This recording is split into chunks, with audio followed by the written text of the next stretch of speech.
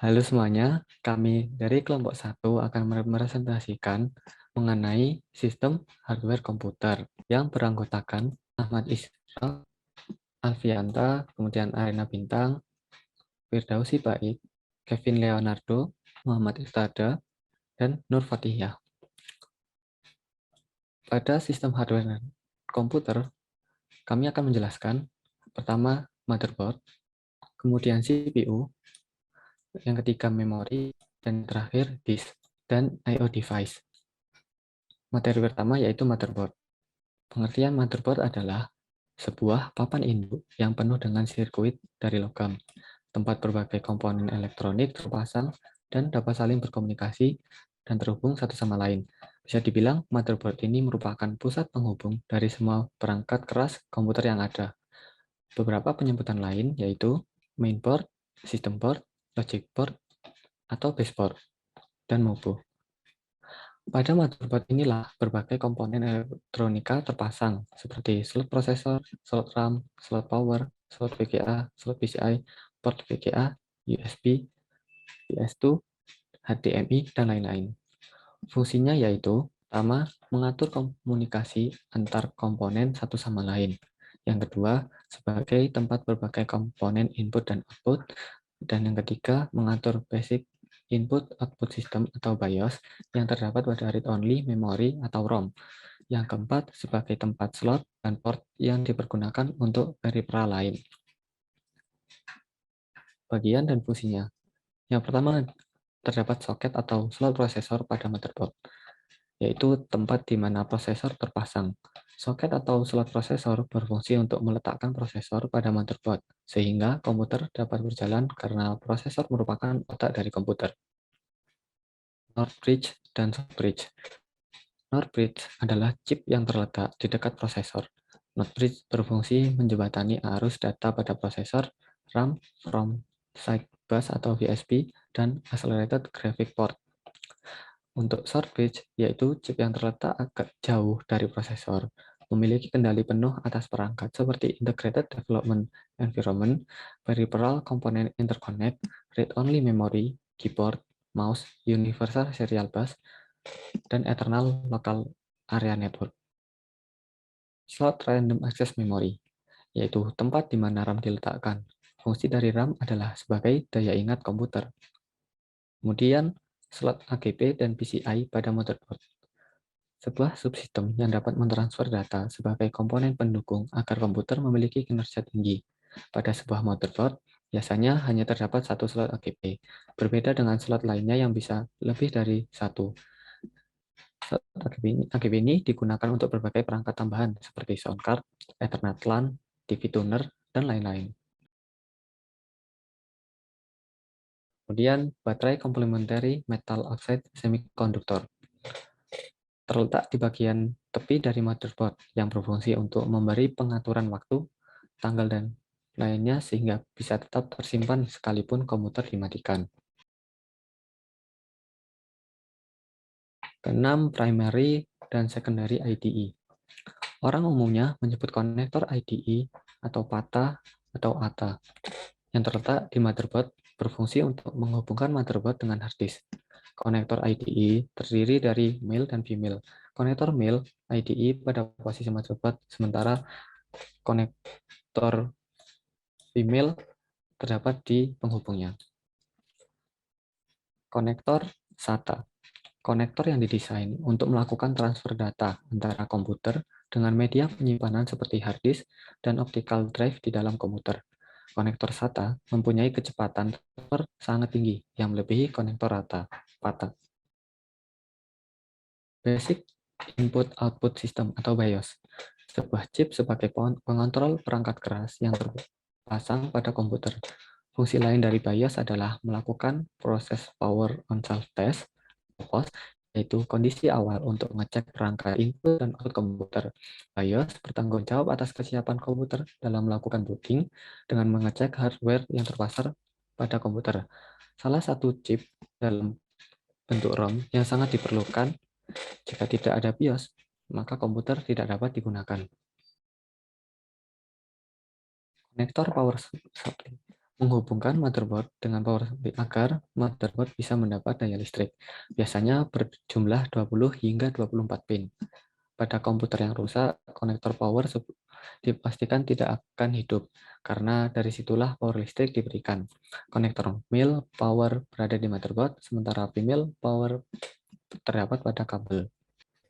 Selanjutnya, materi akan disampaikan oleh teman saya, Kevin. Baik, untuk materi jenis-jenis motherboard akan saya sampaikan. Motherboard dibuat dengan berbagai jenis, ukuran, bentuk, dan teknologi yang ada. Oleh sebab itu, mengenali jenis motherboard merupakan hal yang penting. Jenis yang pertama adalah motherboard AT atau Advanced Technology. Jenis motherboard yang pertama kali diperkenalkan oleh IBM pada Agustus 1984, kemudian digunakan secara luas pada tahun 1980-an. Motherboard jenis ini memiliki ukuran yang cukup besar, yaitu 12 x 13,8 inci. Karena ukurannya ini, motherboard AT tidak muat di desktop mini. Yang kedua adalah motherboard ATX. Jenis motherboard yang dikembangkan oleh Intel pertengahan tahun 1990-an dan menjadi peningkatan dari jenis motherboard sebelumnya, yaitu AT. Selain peningkatan pada ukuran motherboard yang semakin kecil, motherboard ATX juga mengalami peningkatan pada kemudahan untuk menggunakannya, di antaranya instalasi, troubleshooting, dan mengupgrade, serta pada I/O dan teknologi prosesor termasuk biaya produksi sistemnya. Motherboard Micro ATX.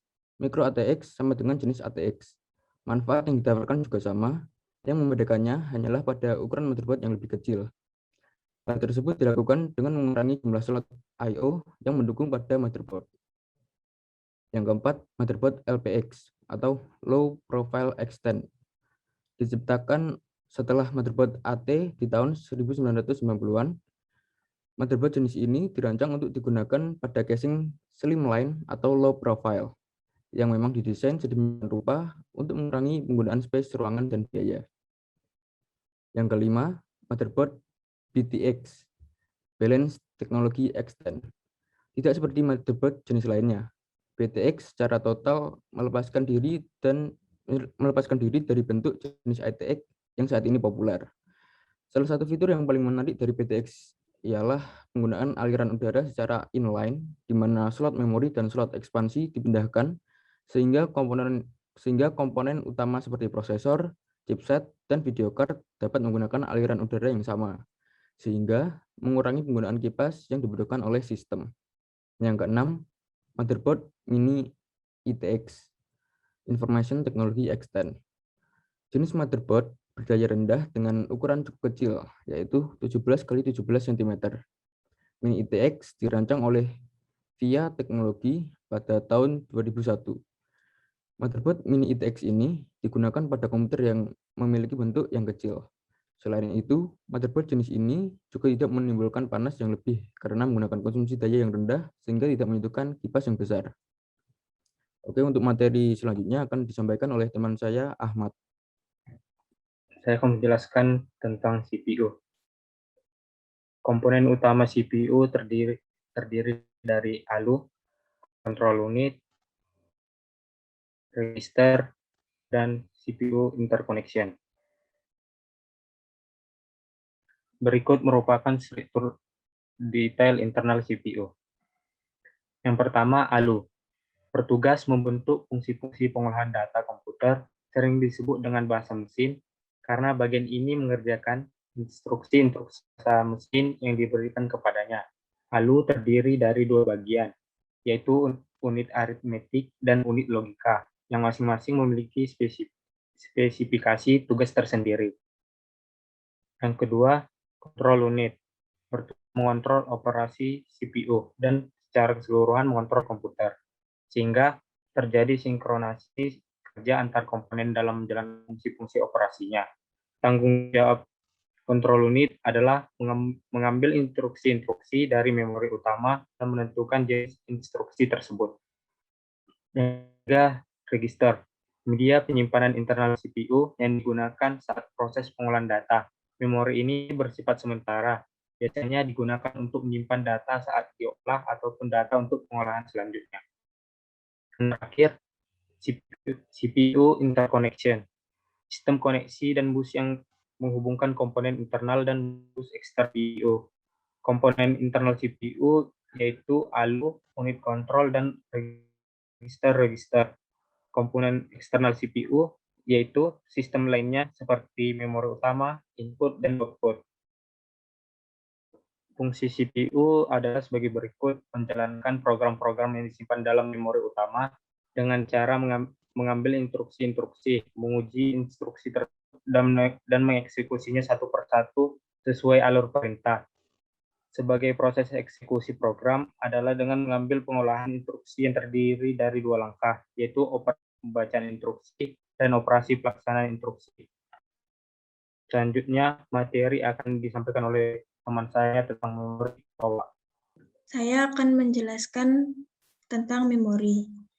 Memori adalah media yang menyimpan data atau informasi pada komputer. Memori merupakan komponen yang penting dalam suatu komputer karena memori akan menyimpan setiap program dan data yang diproses oleh prosesor. Ada 3 macam memori yang dipergunakan di dalam sistem komputer, yaitu yang pertama ada register, digunakan untuk menyimpan instruksi dan data yang sedang diproses. Yang kedua ada main memory, digunakan untuk menyimpan instruksi dan data yang akan diproses dan hasil pengolahan. Yang ketiga ada secondary memory, dipergunakan untuk menyimpan program dan data secara permanen. Berikutnya ada register. Register merupakan jenis memori yang terdapat pada prosesor dan sebagai memori internal prosesor yang mempunyai kecepatan 5-10 kali dibandingkan memori utama. Digunakan untuk menyimpan instruksi-instruksi dan data yang sedang diproses oleh CPU.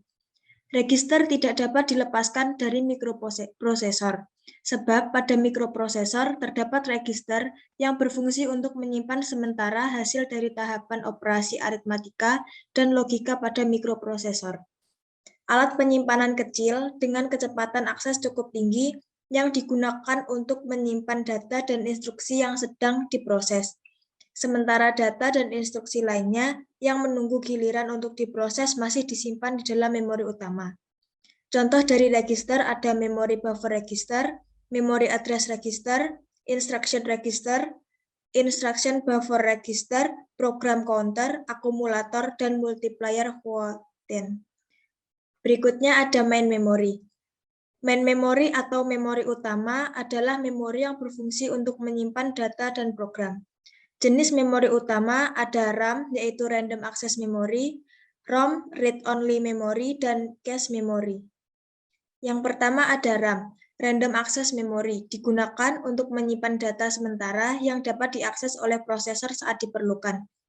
Karena bersifat sementara, maka ketika komputer dimatikan, data akan terhapus juga.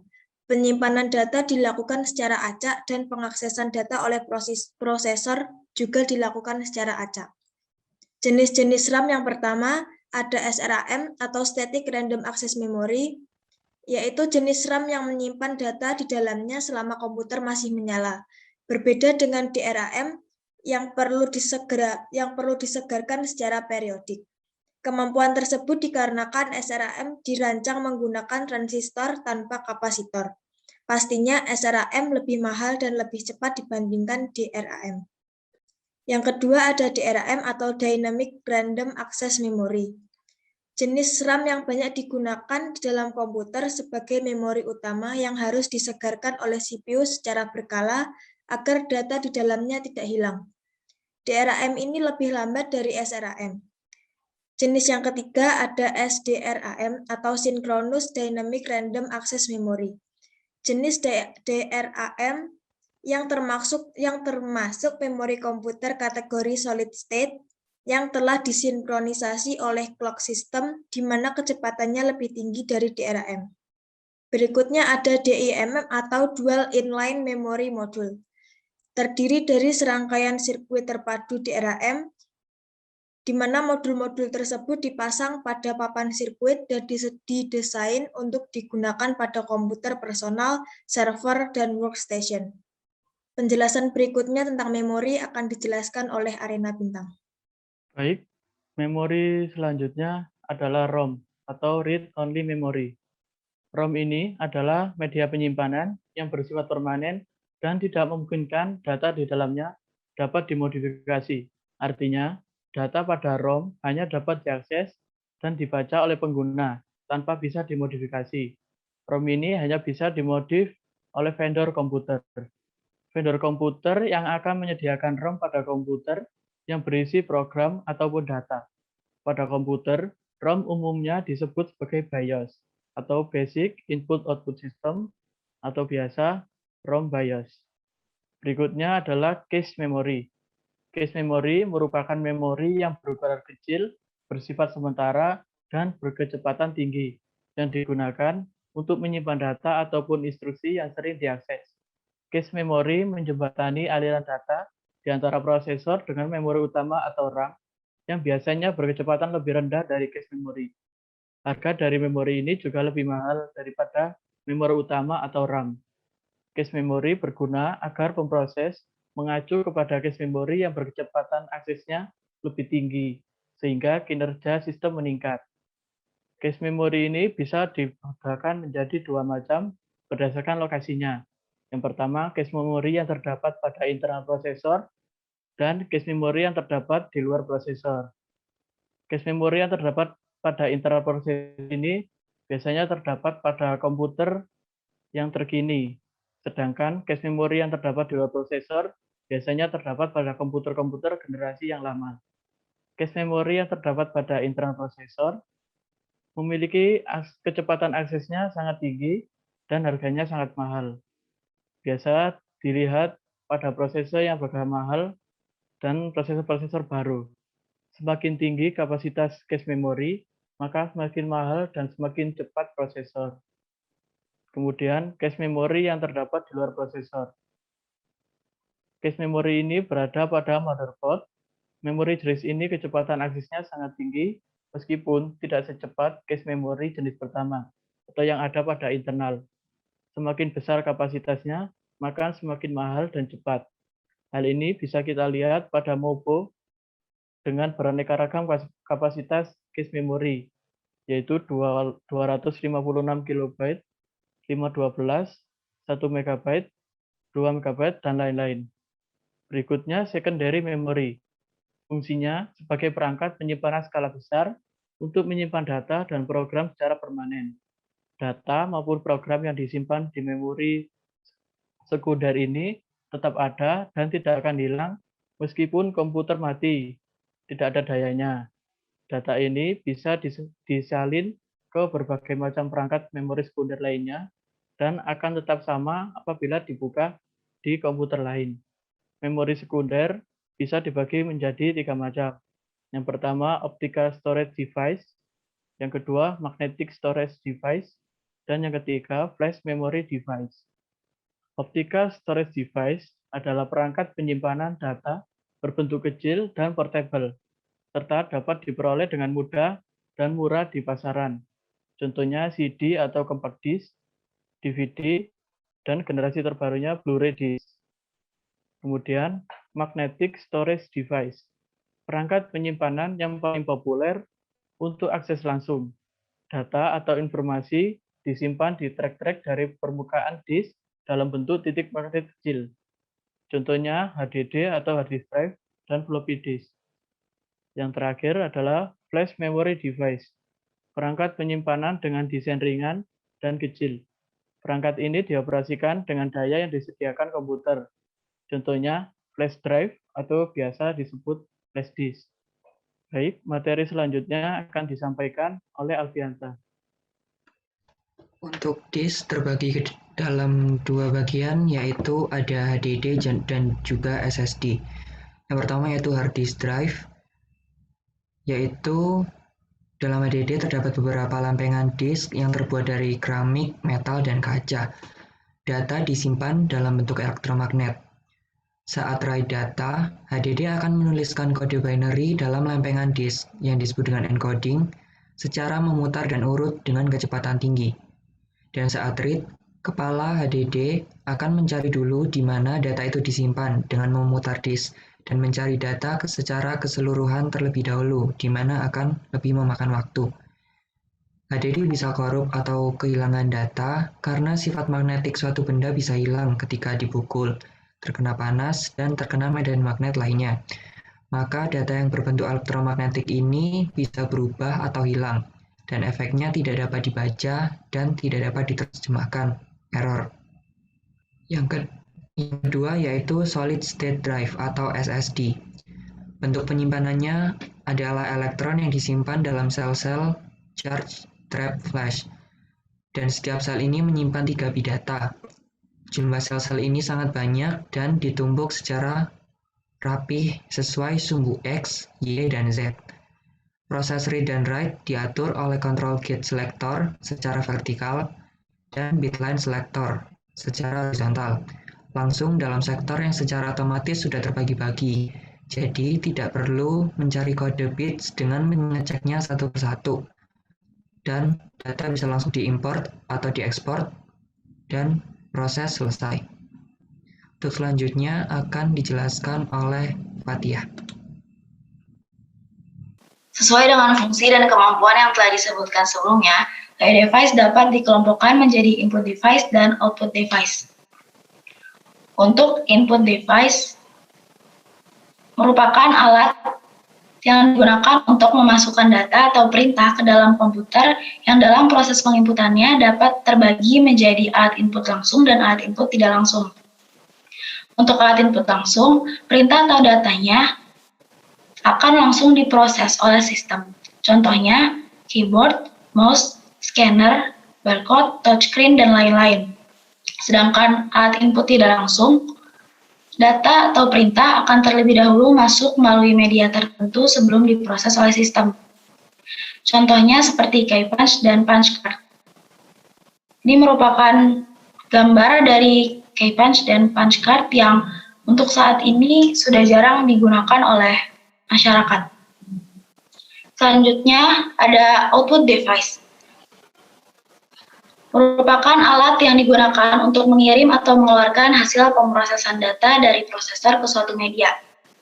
Berdasarkan fungsinya dapat dibagi menjadi hard copy device dan soft copy device. Untuk hard copy device, mengeluarkan hasil data pemrosesannya ke dalam media keras seperti kertas atau film. Masuk film di sini itu seperti gambar. Contohnya printer dan plotter. Sedangkan soft copy device mengeluarkan hasil data pemrosesannya ke media lunak berupa sinyal elektronik. Contohnya video display atau monitor dan speaker. Itu dia presentasi dari kami kelompok 1 tentang materi sistem hardware komputer. Terima kasih atas waktu dan perhatiannya. Mohon maaf bila ada salah kata atau perbuatan. Kami pamit undur diri. Sekian dan terima kasih.